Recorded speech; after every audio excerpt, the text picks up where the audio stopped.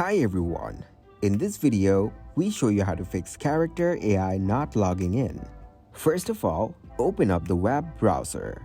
Then search here for character.ai. After that, click to open its website.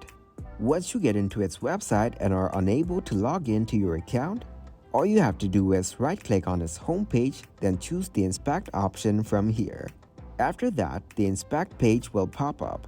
You will find so many useful options here, such as toggle device emulation, console, select element, source, network, performance, and more. Click on More Options, then choose the Application tool to add it in the activity bar. Once you add the Application tool, you can see the app magnifier. Then tap on Storage from the application dashboard. Now from here, click to clear the site data. After that, reload the page. Then try to log in to your character.ai account.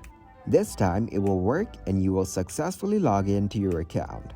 Thanks everybody for watching. Make sure to like this video and subscribe to the channel for more tutorials. Goodbye.